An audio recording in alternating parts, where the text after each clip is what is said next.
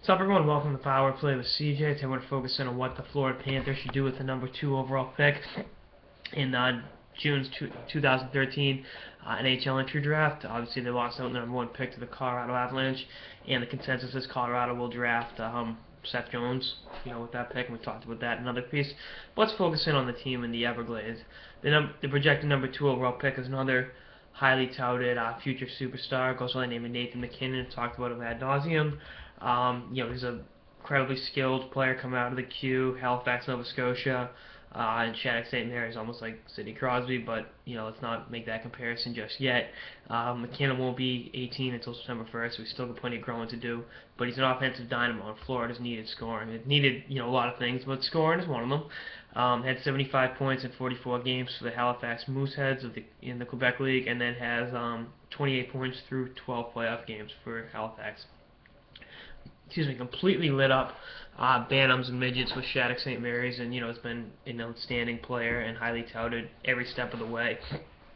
And now going to Florida, I'd put him on a line with Jonathan Huberdeau, 2 Q guys. I'd move Huberdeau to wing and let McKinnon become a facilitator for him, and really have a really exciting young team in Florida next year with Bukestad, with Quentin Howden, maybe even Vince Trocheck. I think Branson, who I was very disappointed in this year, will take some steps forward and improve his game both defensively and take steps offensively to become more efficient with the puck and limit turnovers and put points on the board.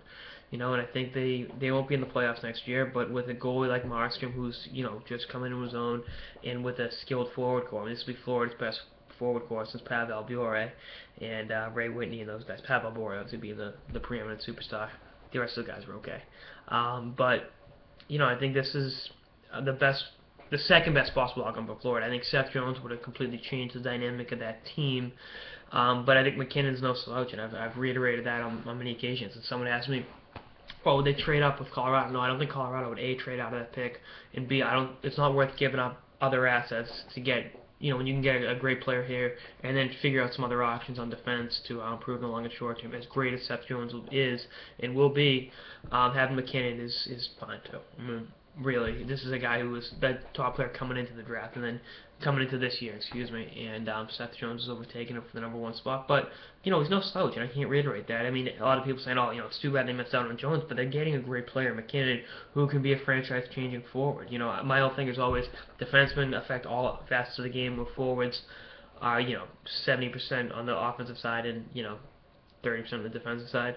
Unless you're Michael Peck or whatnot. But the bottom line is you're gonna get a guy who's gonna put points on the board, and that's exciting. That'll put fans in the seats, and maybe have a few playoff appearances. And who knows? Maybe with the proper supporting cast, this team could make a playoff run with Markstrom playing the role of Van Beesbrook, the Beezer, back in, what was it, '96, and they won the finals against Colorado.